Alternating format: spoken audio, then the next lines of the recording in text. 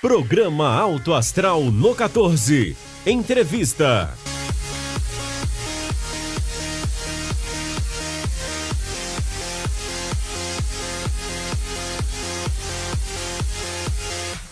Assinante do canal 14 da NET, mais uma vez estamos aqui e é com muito prazer que a gente traz ao ar a edição de número 229 do nosso Alto Astral aqui no canal 14 da NET.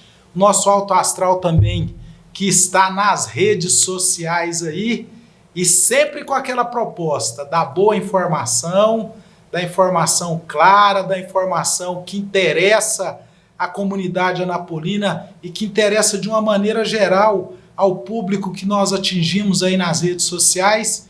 E hoje comigo, Dr. Gúbio, médico veterinário, coordenador da Diretoria de Vigilância e Saúde aqui da nossa cidade de Anápolis. Ô Gúbio, seja bem-vindo ao Alto Astral no 14.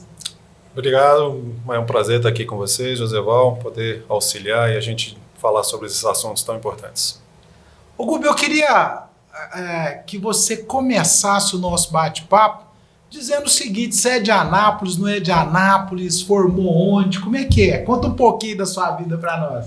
Bom, na verdade eu sou sim, de Anápolis, nasci aqui, e meus pais logo em seguida mudaram a Brasília, mas nascendo aqui fui ainda bebê para Brasília, onde fiquei boa parte aí da minha infância e adolescência. Já partindo ali para os estudos, segundo grau, faculdade, eu passei aqui na UFG, então onde eu cursei meu curso, e de lá nunca mais saí, entre Goiânia e Anápolis até que me casei e firmei a moradia de fato aqui em Anápolis, como eu já estou há 14 anos, de forma definitiva. E a gente fica feliz porque o Gúbio é um servidor de carreira e nessas funções técnicas, eu que milito nessa área já há algum tempo, eu sei da grande importância de a gente ter, por exemplo, numa diretoria de vigilância em saúde, uma pessoa que tem uma capacidade técnica e o Gúbio tem. E uma pessoa que é um servidor público de carreira. Isso conta muito.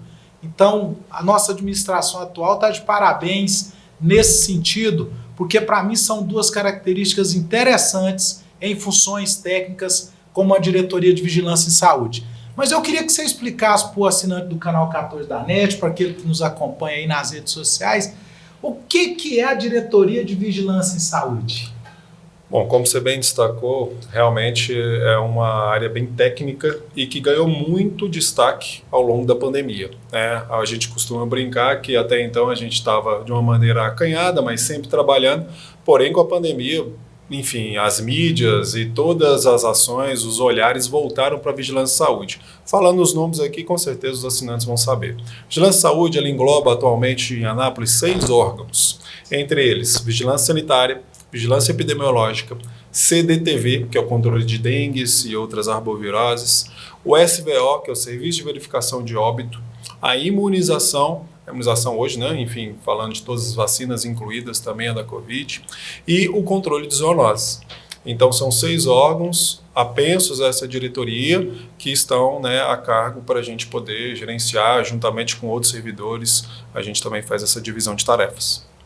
Eu acho que você nunca passou por tanta entrevista e os seus coordenadores aí de áreas também, igual nesses últimos 2 anos, né? Exatamente. A pandemia, ela fez essa reviravolta, como eu disse, porque especialmente no início, a vigilância sanitária e epidemiológica tomaram muito à frente das ações. Então, plano de ações, contingenciamento, números, estatísticas, as próprias ações de fiscalização, os decretos de obrigatoriedade ou não, e todos eles estavam ativamente, e ainda estamos, né, ativamente inseridos no processo. E, em segunda instância, a imunização, participando principalmente nesse processo de vacinação em massa da população.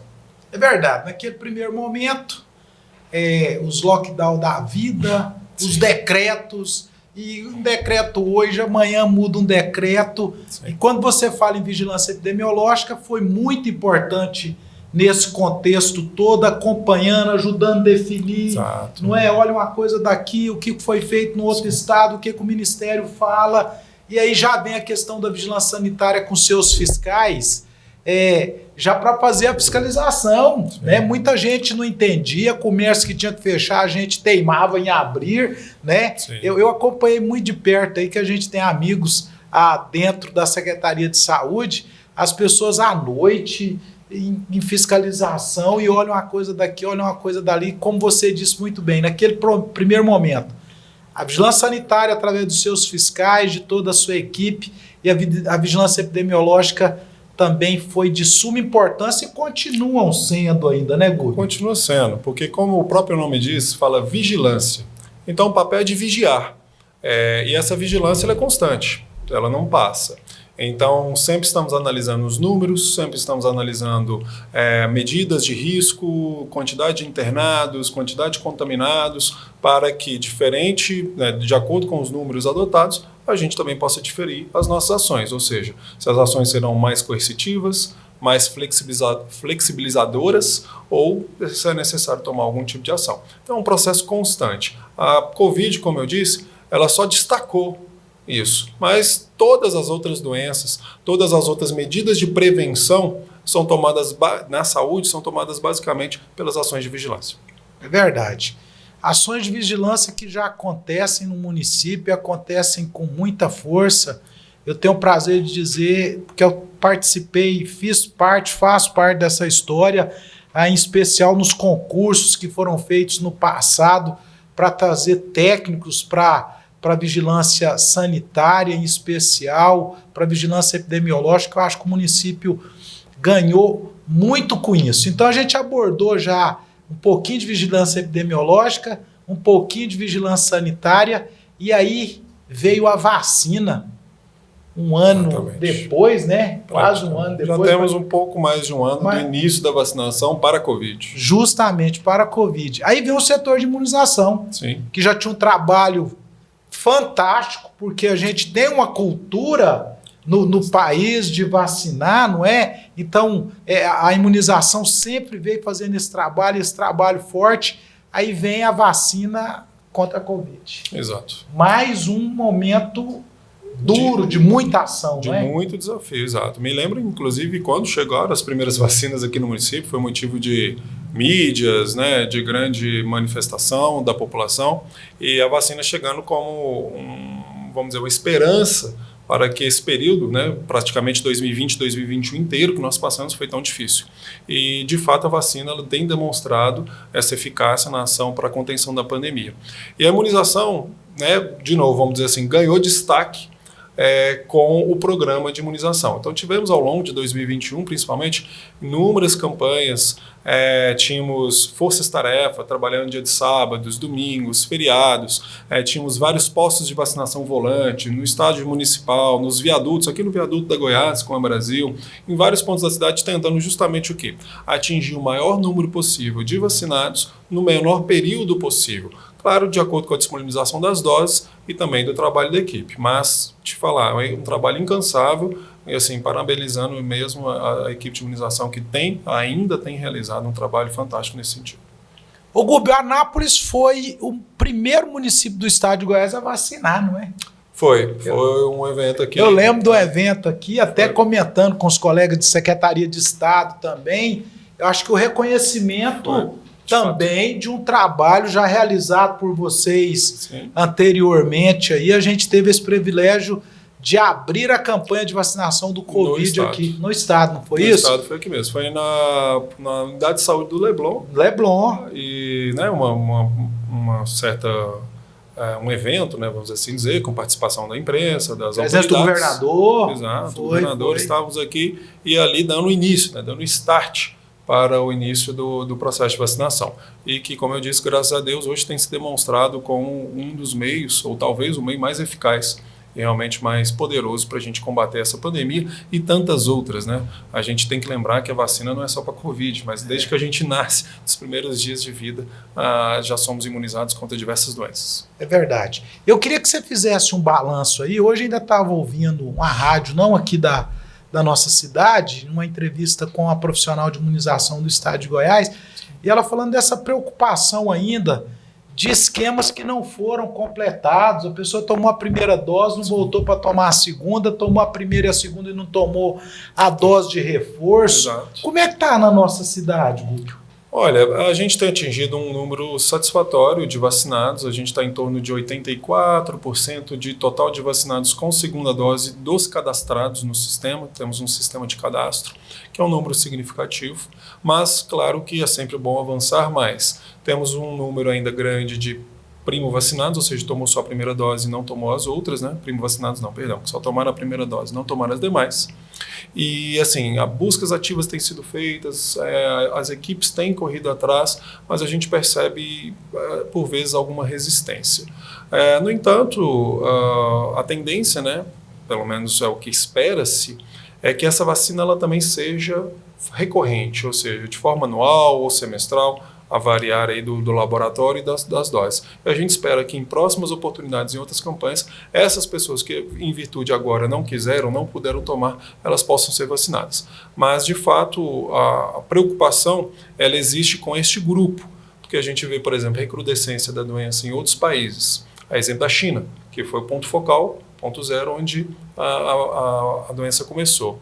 E neste país, principalmente em Hong Kong, também acompanhando através de notícias internacionais, sites de notícia, a gente observa que o grupo de não vacinados, e que é muito mais expressivo nesses países do que no Brasil, eles têm sido os principais atingidos por essa recrudescência da doença, ou seja, tendo agravamentos dos casos e, infelizmente, óbitos também. Então, destacamos novamente a importância da vacina, inclusive das crianças, uma discussão muito grande em cima disso. Meus 2 filhos vacinaram, continuo vacinando, não vejo problema algum, pelo contrário, é uma medida de proteção para os idosos que nós temos em casa, os avós, os bisavós, e além deles mesmos. Então, é uma medida que a gente, além de recomendar fortemente como técnicos da saúde, a gente também pede encarecidamente todos aqueles que possam vacinar.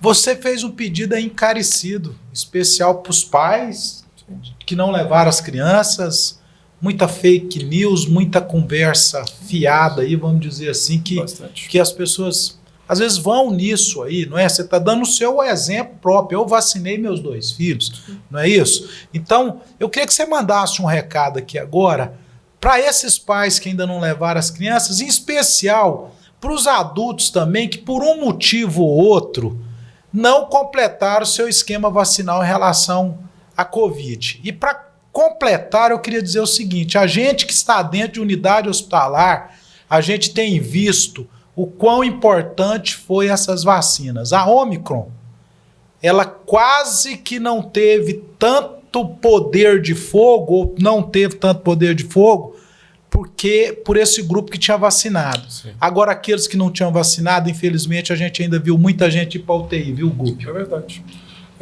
Bom, o pedido, né, eu estendo, então, a todos vocês. A questão das discussões relacionadas à vacina ou não, elas são sempre bem-vindas.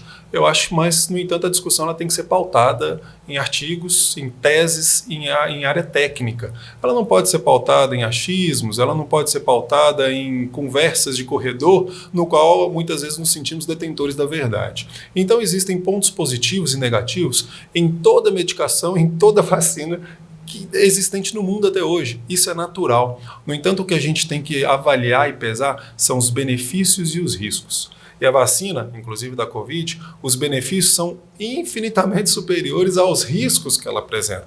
Você tomar dipirona na sua casa hoje, muito comum, né, José Val, você tem um risco. Você tem um risco de ter efeito piramidal, você tem um risco de ter um efeito, uma queda hipotensiva. Todo mundo tem esse risco e isso está inerente ao processo. No entanto, o benefício que a dipirona causa é infinitamente superior ao risco. Da mesma forma a vacina, inclusive para crianças. Então é nesse ponto que a gente tem que avaliar. Os riscos apresentados são muito aquém dos benefícios demonstrados. Tal aí o fato. Estamos hoje já permitindo a obrigatoriedade do uso de máscaras em ambientes abertos e fechados. Inclusive o COI ontem, numa reunião do Comitê Estadual, também definiu que o uso de máscaras em ambientes fechados também é facultativo, desde que não ocorra aglomerações. Ou seja, avanços nesse sentido só foram possíveis mediante a vacina. Se não fosse o programa de vacinação, com certeza a gente ainda estaria enfrentando diversos problemas. Nós falamos aqui já da vigilância sanitária, da vigilância epidemiológica, falamos da imunização. Agora eu quero falar do CDTV. E aí queria que você já falou que tá no controle da dengue. Principalmente, não é? Eu queria perguntar para você como é que está o nosso momento de dengue, de zika, de chikungunya aqui no nosso Anápolis. Preocupante, Zé. Mesmo? Bastante preocupante. A gente sabe que a dengue, em especial, que é o carro-chefe do CDTV, ele é uma endemia já, né? Porque já é no comum do nosso dia a dia, ela é sazonal. Ou seja, geralmente um ano de controle razoável e no outro ano a gente já vê um aumento. Então nós estamos no ano desse aumento. Segundo o último boletim epidemiológico do Estado, foi agora de fevereiro, março ainda está sendo executado, tivemos um aumento de 240% nas notificações de dengue no estado e um aumento de 50% em dengue em crianças. Meu Deus. O que também nos preocupa bastante. Então, é um cenário preocupante, estamos num período de chuva, temos ainda concomitante, não podemos ainda esquecer, ainda um quadro das síndromes respiratórias agudas graves, a exemplo da Covid, as SRAGs, e também temos o quadro permanente, vamos assim dizer, do descompromisso e descontrole da população. Porque a gente sabe que a dengue ela só se prolifera mediante os ambientes adequados, ou seja, acúmulo de água, lixo em quintais. Então, assim, depois eu faço questão de repassar, Josival, imagens, vídeos que os agentes de combate a endemias encontram no interior das casas, nas ruas, né? O acúmulo de lixo e de água é absurdo.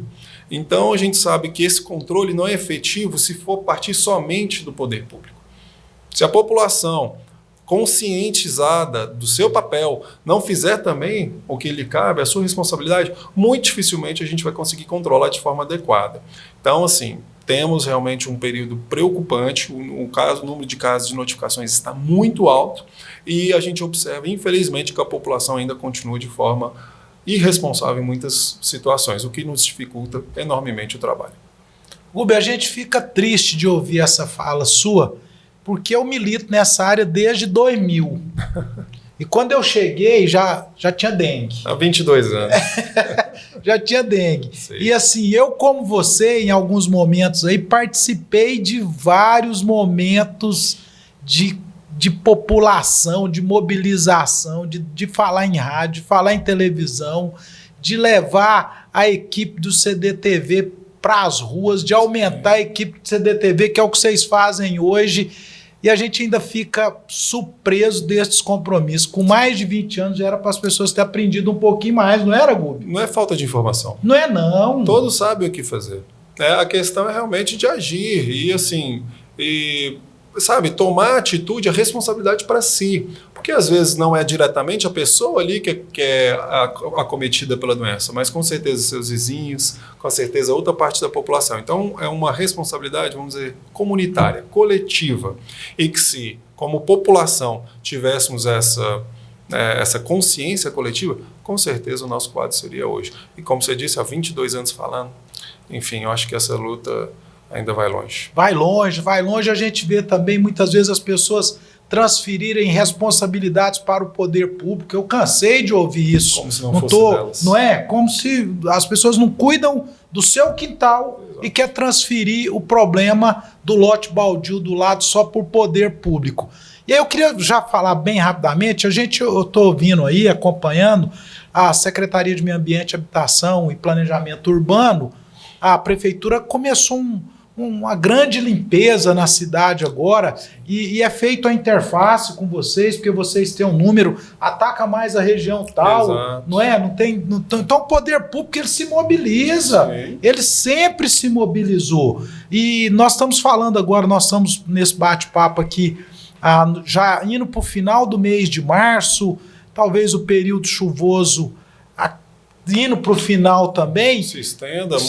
Pode ser que se estenda também, não é? Sim. Agora, graças a Deus, esse ano foi um ano muito bom de chuva. É verdade. Não é? Que isso, para essa questão que nós estamos falando aqui... Essa questão hídrica é bom, mas às vezes para dengue não é tão bom. É um complicador. Né? E nesse momento, então, qual que é o recado que você quer dar para a população terminando o mês de março? Não podemos baixar a guarda não, né, Não, na verdade, esse é um processo, José Val, que ele tem que ser contínuo. não apenas no período de chuva, porque quando chega no período de chuva, na verdade nós estamos ali secando o gelo, a gente está fazendo um trabalho que a gente não fez antes, que deveria ter executado ao longo do ano. Então, o controle de calhes, o controle de plantas, o controle da água até para o próprio animal que fica ali, e principalmente os entulhos que tem nos quintais ou que a gente joga na rua, que são as grandes preocupações. Esse é um trabalho que a gente deve fazer ao longo do ano. É claro que a dengue nesse período ela aumenta, mas ela não some, ela não desaparece. É verdade. De abril para frente, acabou a dengue, ela volta só em novembro. Não é verdade. Ela aparece, porém, em menor quantidade. E lembrando, Joseval, como você disse no início, que não é apenas a dengue, né? É a dengue, a zika e a chikungunya. Inclusive, nós tivemos um surto de chikungunya aqui no estado, como ainda não tinha tido.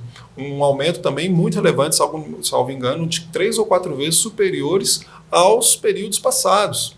E que a gente observa justamente por esse descompromisso. Os 2 anos anteriores, vamos assim dizer, né? Dizem que só existia Covid, né? As pessoas não morriam de mais nada, né? Não morria de infarto, não morria de dengue. Também não é verdade. As doenças continuaram. Apesar, às vezes, da notificação e dos esforços estarem direcionados à Covid, elas continuaram. Então, como este ano a Covid, graças a Deus, ela está arrefecendo, as outras doenças elas só demonstram que sempre estiveram aí. Então, mais uma vez, reforço. É um problema que a gente tem que combater ao longo do ano. Faça a limpeza no seu quintal. Observe o que está acontecendo na sua casa, cobre do seu vizinho, fale com ele, fale com seus parentes, seus amigos, para que todos possam contribuir. Se todos contribuírem, com certeza, não há dúvida, o mosquito ele não faz mágica, ele só vai estar onde está desorganizado, onde tem água. Se nós contribuirmos para que isso não ocorra, naturalmente a doença ela tende a diminuir, se Deus quiser um dia acabar. Só para contribuir, a gente não bate-papo esses dias. Uma pessoa disse assim, então ano passado não teve dengue, só falava assim em Covid. Um outro participante da roda disse assim, não, eu não sei se teve ou se não teve. Uma coisa eu quero dizer, eu mesmo fui para dentro da minha casa lá e eu posso dizer para você que eu realmente olhei o meu quintal como eu sempre deveria ter olhado. E acho que muita gente fez isso na conversa. E eu contribuí dizendo essa questão sazonal. Sim. Graças a Deus, o ano passado não era um ano... Não, foi um ano de pico. De pico, não é? Então, isso tudo contribuiu. Porque as pessoas, Gubi, às vezes acham que nós, profissionais de saúde, nós que trabalhamos com comunicação, ficamos criando notícia. Não, estão falando de dengue agora, colocando uma situação que não existe, só para ganhar mídia. Para ganhar mídia ou para... Não é, gente. Não é. O trabalho profissional de saúde... acima de tudo, ele tem que ser pautado na verdade, porque nós mexemos com vida. Na técnica. Não é isso? Não tem outro caminho. Não existe outro caminho. Ainda mais uma mídia como essa. Uma mídia como essa é negativa. Para que eu vou querer ficar levantando a mídia e que as pessoas estão contraindo dengue e morrendo de dengue? Não faz sentido. É verdade. E agora deixa eu te perguntar sobre o nosso Centro de Controle de Zoonose. Gubi, eu sou da época do Centro de Controle de Zoonose, que a carrocinha estava na rua com cachorro e levava para o Centro de Zoonoses e era aquela confusão toda. Como é que está o Centro de Zoonoses hoje em Anápolis? Como que é a atuação do Centro de Zoonoses? Bom, foi até bom você tocar nesse assunto, Joseval, porque, vamos dizer, essa questão da marca da carrocinha, ela ainda permanece. Mesmo? Ainda permanece. É igual o fumacê para dentro? O que mais me pede, chega também, tô com pernilongo demais aqui na rua, você podia passar o carrinho do fumacê. Já não existe fumacê há vários anos e as pessoas ainda não sabem disso. Mas enfim, a carrocinha é a mesma coisa. É necessário as pessoas entenderem o seguinte, o Centro de Controle de Zoonose ele é voltado para as doenças zoonóticas. O que são as doenças zoonóticas? Aquelas doenças que são transmissíveis entre homens e animais. E, através do contato tão próximo que nós temos hoje, é muito comum isso acontecer. E, em várias ocasiões, são doenças muito graves. A exemplo da leishmaniose, leishmaniose visceral, doença gravíssima, que pode realmente levar a óbito, no qual, por exemplo, cães são hospedeiros. A gente tem a febre Q, transmitida pelo gato. São doenças também graves e que todo esse sistema é de controle e vigilância dessas doenças. A outra doença mais grave e também talvez mais conhecida pela população é a raiva canina, a raiva urbana, que é transmitida pelos cães e gatos contaminados. Inclusive, José, não sei se você sabe dessa notícia. Em Goiânia, mês passado, um gato diagnosticado com raiva mordeu 5 pessoas na cidade. Meu Deus! Mordeu 5 pessoas na cidade, incluindo um veterinário. Então, olha a importância. Raiva é uma doença incurável, e 100% letal. 5 pessoas, graças a Deus, não sei como, mas elas ainda estão sob observação, não desenvolveram a doença. Então, assim, é uma preocupação extrema com uma situação igual essa. E o Centro de Zoonose, ele faz esse controle. Anteriormente, como ele fazia esse controle?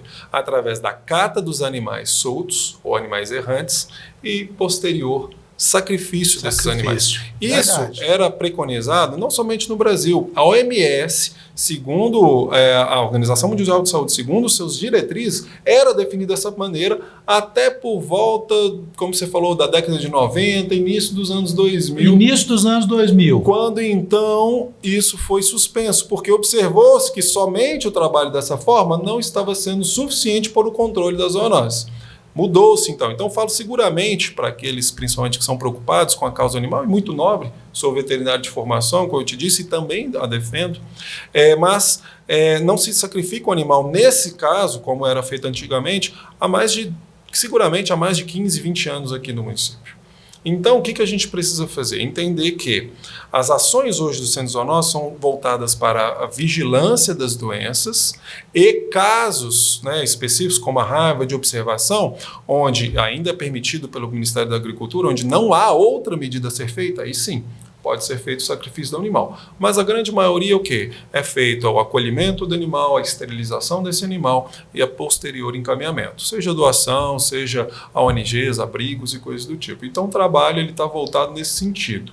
Mas é claro que a vigilância das zoonoses, exemplo, principalmente hoje, leptospirose, a leishmaniose, como eu falei, a própria raiva e a esporotricose, também é transmitida principalmente através dos felinos, vamos dizer assim, os carros-chefes desta vigilância que a gente tem feito.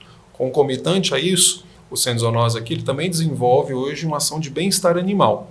Esse bem-estar está envolvido, então, nos processos de castração, especialmente desses cães de rua, cães errantes, né, que a gente observa, e que a gente espera que com o tempo também sejam contidas a população de cães e gatos, porque essa população hoje, infelizmente, ela é superior, ela é descontrolada ao que o sistema de saúde consegue abarcar.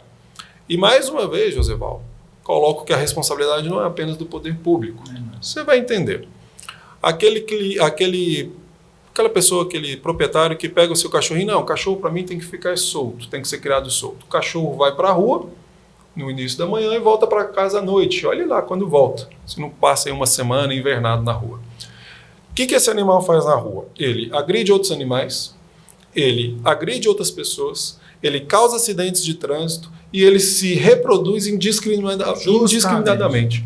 Eu estou reforçando um problema que já é enorme. A gente tem aqui uma expectativa, são dados estatísticos recentes que a gente levantou, em torno de 15 a 20 mil animais de rua na cidade. Então, se esses animais não fossem soltos dessa maneira, esse problema também seria menor. A exemplo da dengue. As pessoas têm que ter consciência também do que a gente chama de posse responsável. A posse responsável o tutor do animal é responsável por aquele animal, inclusive da guarda deste animal. Verdade. E esse animal ele tem que ficar contido no interior da sua residência. Eu fico com dó, então saia com o animal, passeie, mas na guia, né? Passeie com o animal de forma controlada, para que ele não venha causar esses acidentes. Quem não sabe algum caso de mordedura, quem não sabe algum caso de atropelamento, quem não sabe algum caso de situações nesse sentido e que causam grandes problemas, não só a saúde pública, mas também diversos outros setores da cidade.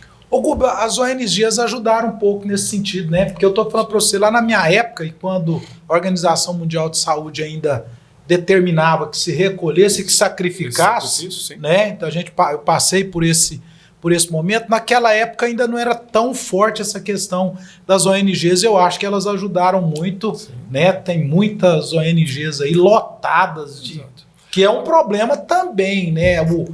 Essa é a questão. As ONGs elas têm um papel fundamental nesse processo, que é justamente também dessa guarda temporária desses animais e depois posterior direcionamento, assim também como cuidado. Mas, de novo, não há ONG no mundo que aguente esse descaso e descompromisso, porque a taxa de reprodução dos animais é muito superior à nossa capacidade de absorção.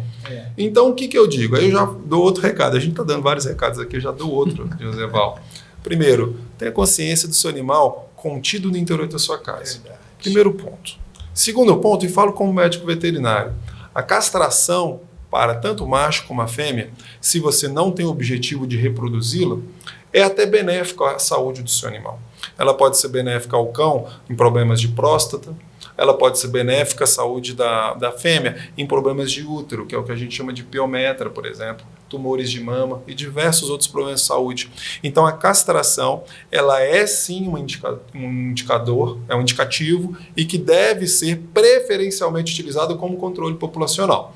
Nós temos aqui no município esse programa que está sendo desenvolvido e, a priori, o programa de castração ele está sendo direcionado para aquelas famílias de baixa renda, conforme é previsto, inclusive, em legislação. Perfeito. Então, vocês, ou caso que não tenham acesso, ou que conheçam e possam direcionar também informação, as famílias de baixa renda geralmente são cadastradas na assistência social, junto aos CRAS, aos postos de assistência, elas podem procurar esses postos que elas serão atendidas. A gente tem unidades móveis de castração, a gente tem clínicas credenciadas na cidade, onde a gente pode fazer esse direcionamento, ou seja, ampliando essa rede para que a gente possa controlar ou de forma mais efetiva combater esse problema. Olha aí, mais uma notícia boa. Gubi, deixa eu fazer uma pergunta para você aqui. Eu tô falando muito da minha época, viu, Gubi? Então é sinal que eu sou um pouco mais errado do que você. Mas significa que tá muito tempo na luta, tem experiência, né, Joséval?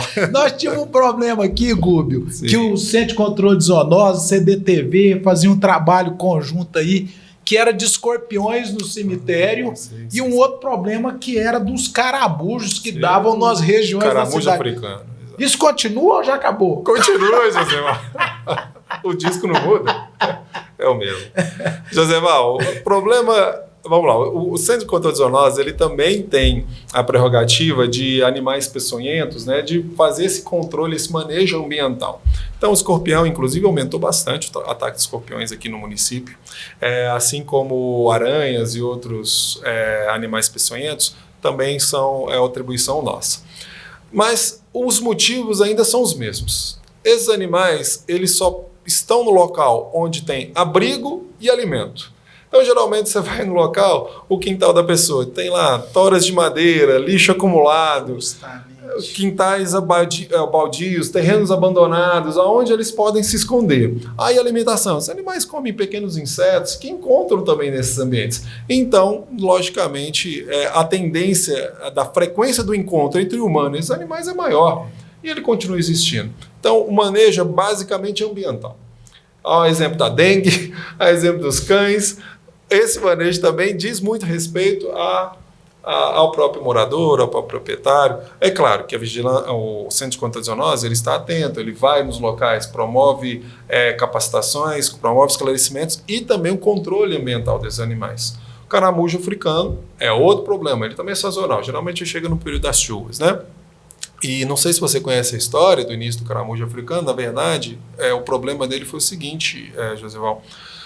Há alguns anos, já mais de uma década atrás, teve-se um boom de criatório desses caramujos para venda comercial no Brasil, que eram principalmente os escargots. Achando que seria, né, um grande movimento de negócios, com uma grande retorno financeiro. O fato é que não ocorreu. E o fato é que você estava com um problema na mão, você tinha os caramujos. O que você faz com eles? Solta onde der. Ou aqueles que escapavam ficavam. Esse caramujo africano, ele misturou-se com as espécies nativas locais e virou-se uma praga. E lembrando que esse caramujo ele pode ser transmissor de um parasito, que ele fica especialmente naquela... Vou falar o nome mais comum, aquela gosma que ela deixa, que na verdade é um lubrificante que ele utiliza para deslizar, e esse parasita ele pode causar inclusive problemas neurológicos graves. Então, por isso faz parte desse controle. Então, temos molusquicidas, temos, né, as atividades, ações, mas se observa geralmente que eles estão em regiões mais baixas da cidade, mais próximas a áreas de mata, de brejo, áreas onde tem água, e na sua residência pode observar que eles estão nos cantinhos mais úmidos, nos cantos dos muros, próximo à caixa d'água, e aonde eles se multiplicam e continuam com esse problema. Então, também é um problema ambiental, de manejo ambiental, que é necessário uma série de medidas para que seja controlado. Mas assim, respondendo sua primeira pergunta, sim, o problema continua. E a gente vai sentar daqui a alguns anos, eu acho que ele ainda vai ter que continuar. Mas é importante a gente falar disso e até fazer esse comparativo aí do antes, do agora e do depois, para a população entender. Olha a importância do poder público atuando em tantas frentes. Sim. E isso a gente está falando da vigilância em saúde, fora toda. Estou falando da vigilância em saúde. Dentro de uma Secretaria de Saúde que tem uma série de outras ações tão importantes quanto todas essas da Diretoria de Vigilância em Saúde. Então nós falamos de vigilância sanitária, de vigilância epidemiológica, de imunização, de CDTV, de Centro de Controle de Zoonoses. Eu esqueci de quê, Rubio? Faltou o SVO. SVO, Serviço de Verificação de Óbitos. Exatamente. Como é que está o nosso Serviço de Verificação de Óbitos? A maioria das pessoas nem sabe que existe. Né, mas existe. O SVO, na verdade, ele é um serviço prestado pelo município em parceria com o IML, que é um serviço estadual. O SVO, ele é um serviço no qual óbitos de causas não violentas, mas que não tenha ali uma característica muito definida, muito clara, faça-se ali as pesquisas junto ao cadáver, né? Então, o serviço de necrópsia, que o cadáver são colhidas amostras para que se identifique aquela causa-morte. Identificando a causa-morte, a gente também tem a noção de que tipo de doenças estão atacando a população, quais faixas etárias, o tipo de população que está sendo acometida, porque a partir daí, porque o SVO é muito próximo à epidemiologia, é um serviço de informação. São as informações que a gente tem para gerir as ações necessárias para que a gente possa, mais uma vez, controlar a saúde da população. E se me permite, Joseval, só fazendo um adendo, como você falou da vigilância sanitária, também outra coisa aqui que a maioria das pessoas não sabem, tá? Vigilância sanitária é um aspecto de prevenção. E nós temos hoje aqui em Anápolis cerca de 25 mil estabelecimentos sujeitos à fiscalização de vigilância sanitária. E que engloba não só estabelecimentos de saúde, não só drogarias, mas engloba todo o serviço de alimentação, engloba outras atividades que, por exemplo, as pessoas não sabem. Funerárias é uma delas. Salão de beleza, óticas, cemitérios, hotéis, até motéis são fiscalizados pela vigilância. Na forma, vamos dizer assim, aquele background, aquele local que o cliente não consegue chegar, a gente está verificando condições de higiene, condições adequadas para o funcionamento, para que ele minimamente possa prestar um serviço adequado e seguro às pessoas. Então, né, só fazendo esse adendo aí, porque eu acho que é importante destacar essa população que às vezes a maioria não saiba. É importantíssimo. Aí você falou no hotel, chegou no hotel, tá o belo café da manhã lá, mas como que está sendo feito isso lá na cozinha? Exatamente. Qual que é as condições? O salão de beleza, quantas vezes a gente já viu problema com formol, com não sei o quê? Clínicas de estética. Clínicas de estética. Temos denúncias, muitas denúncias graves, inclusive uma denúncia no ano passado com um óbito de um paciente tratado numa clínica de estética. Não, gente, eu falo para vocês de hospital, eu como gestor hospitalar, digo para vocês o seguinte, o que a vigilância sanitária já me ajudou para fazer mudanças em hospitais para favorecer o paciente, foi muita coisa. Então, e porque nós temos aquela história da equação, né, de ter o dinheiro e não ter o dinheiro. Eu não tenho dinheiro, eu não devo, eu não tenho como fazer. E não é bem assim, não. A partir do momento que você é fiscalizado e que você tem que fazer acontecer para o seu negócio estar funcionando, você tem que arrumar a forma e fazer a gestão disso. E boa parte dessas adequações, Joseval, não são necessariamente de gastos financeiros. Boa parte é de organização. Verdade. Tem boa muito parte disso de organização. Tem muito disso. É documentação, elaborar documentações e implementá-las. Então não envolve gastos, a maioria, na verdade. Disso. E aí, só fechando o assunto SVO, eu queria falar para você, que assina do canal 14 da NET, você que está conosco, aquela história, não, tem que levar o corpo do meu pai, da minha mãe, não sei quem para o SVO, isso é desgaste, não precisa disso não, isso é encheção de saco, é besteira. Gente, vocês não sabem a importância disso. E não vai para o SVO quem não deve ir, não. Sim. Vai para o SVO aquilo que tem motivo de ir, não é isso, Gubi? Porque contribui com toda essa proposta de saúde pública. A proposta da saúde, de novo, eu volto a insistir, nós estamos num sistema de vigilância. E o sistema de vigilância ele está justamente verificando quais são as doenças que estão ocorrendo na minha população, qual a gravidade dessa doença, que tipo de população ela está atingindo. E o SWO entra justamente nesse sentido. Através dessa investigação, a gente pode dizer, definir, delimitar o que e aonde está ocorrendo, para que a gente também possa agir de melhor forma possível.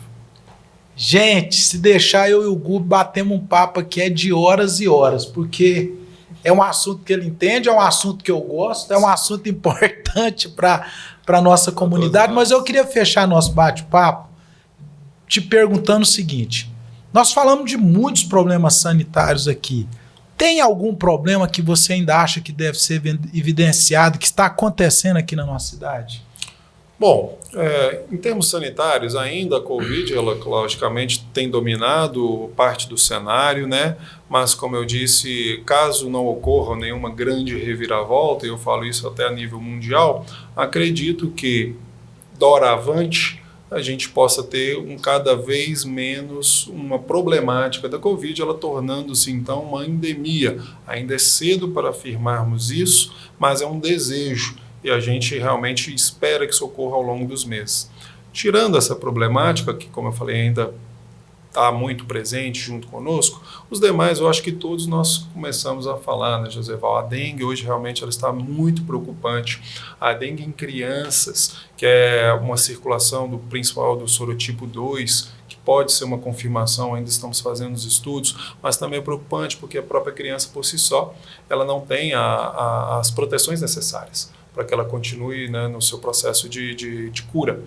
E todos esses aspectos que nós tratamos, eu acho que são igualmente importantes, Joseval. Cada um sabendo da sua função, cada um sabendo da sua responsabilidade, entendendo como os serviços funcionam, porque eu acho que essa informação também é importante. A partir do momento que uma pessoa entende como funciona, ela também pode agir melhor. E assim, no mais, eu acho que, Joseval, a gente se coloca à disposição da população, nossos órgãos e canais de contato estão completamente abertos, denúncias, informações, busca de querer adequações, né, formalizar as suas atividades, estamos abertos para poder auxiliar no que for possível. E, logicamente, também temos o nosso papel de fazer, cumprir o nosso dever quando assim for necessário. Mais no mais, a gente deixa aí um grande abraço, uma felicitação, agradecendo a todos os ouvintes e essa oportunidade de hoje, esperando que outras nos venham. Coisa boa. A gente fica muito feliz de entrevistar Gúbio Dias Pereira, diretor de Vigilância em Saúde aqui da nossa Secretaria Municipal de Saúde, da nossa Prefeitura Municipal de Anápolis, que está entregue em muito boas mãos. Eu tenho certeza disso, Gúbio. Nesse bate-papo seguro, você fala com propriedade de tudo. E nós que estamos militando nessa área de saúde, tanto é que temos vários apoiadores aqui do Alto Astral no 14 Saúde, pessoas, empresas que estão aí sempre tendo a parceria da vigilância em saúde, porque é importante para os nossos negócios e nós temos que reconhecer isso. Então, graças a patrocinadores como a Geolab Genéricos, como o Hospital Evangélico Goiano, como a Associação Educativa Evangélica e muitos outros que estão atuando aí na nossa área de saúde, clínica radiológica, a nossa doutora Cristiane Santos com seu consultório e muitos outros, é que a gente trouxe mais essa edição do Canal 14 da NET, agradecendo esses apoiadores, agradecendo o Gúbio. Então a gente vai agora para um próximo programa e eu aguardo você.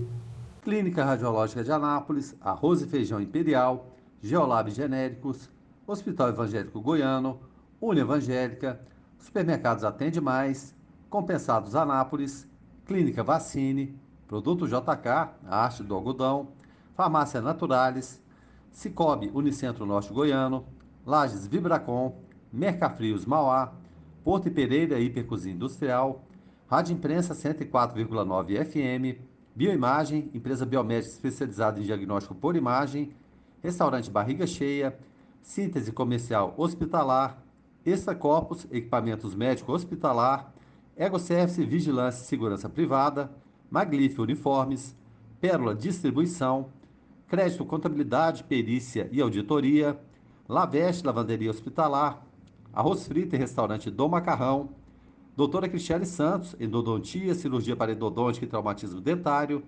Resgate, remoção hospitalar, ligue 0800 591 8750. Mamãe e Bebê Kids, Varejão das Fábricas, Clínica Alto Astral, USA Arquitetura e Interiores, Fazenda Campo Largo, leite de qualidade, Arquivo Off, guarda e organização de documentos, América Enxovais e Decor, Isabela Queiroz, nutricionista, Folhas, suplementos naturais, Droga Lúcia, economia, serviço da sua saúde, Opção Ótica e Reservas de Goiás, produtos alimentícios. Programa Alto Astral no 14. Entrevista.